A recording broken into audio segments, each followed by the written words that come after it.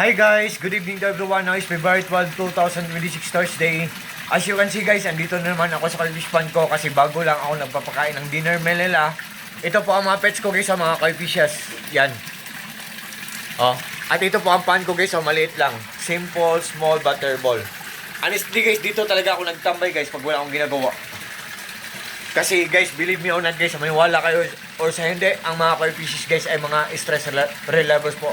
What I mean po, nakakawala po sila ng stress at the same time, fortune din sila or lucky charm din sila, nagbibigay din sila ng swerte sa atin guys.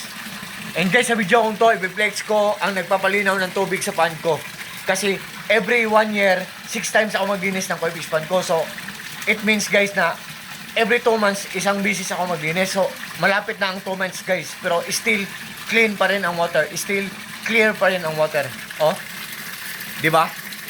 What you see is what you get guys. Nothing more, nothing less. Walang labis, walang kulang. Nang dahil yan sa mga UV lights ko. Ito guys, oh. UV light ko na malaki at saka UV light ko na maliit. So, dalawa. So, plural. UV lights. Yan. UV light ko na malaki guys, oh. Ang box niya. Yan. Ito ang box niya. Yan. At ang UV light ko na maliit. Yan ang box niya. Guys, kung naghahanap kayo ng UV light sa mga fish keepers dyan, just trust me, just click my link and just try po. Subukan nyo lang po. Ayop, maniwala kayo sa product na nire-recommend ko kasi meron kaming solar power system setup. Wala kaming binabayaran na kuryente every month. Maski piso, zero electric bill kami every month. Kasi marami kaming mga solar panel sa bubong namin, sa roof namin. At may generator kami dalawa, portable solar generator at may monitoring. Nalalaman namin or namomonitor namin ang isang gadget kung matipid lang siyang kumain ng kuryente or kung good ang kanyang quality. Ang mga UV lights ko guys, matipid lang sa kuryente, good pa ang quality, tapos mura lang. Kahit nasa ilalim sila ng tubig, hindi sila masisira kasi waterproof sila. Yan. Oh. Ang linaw-linaw ng tubig, pinapalinaw niya ang tubig sa aquarium. Kung aquarium, nasa aquarium ang mga isda nyo, pinapalinaw niya ang tubig sa pond. Pinapatay niya ang bakterya sa aquarium at pinapatay niya ang bakterya sa tubig sa pond. Yan.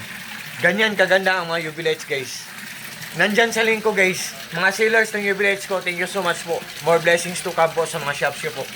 Thank you so much po sa trust nyo po sa akin. Yan.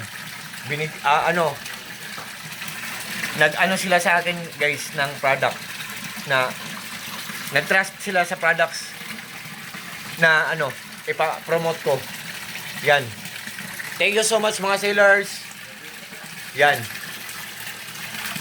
At sa lahat po ng mga friends ko dyan, advance happy Valentine's Day.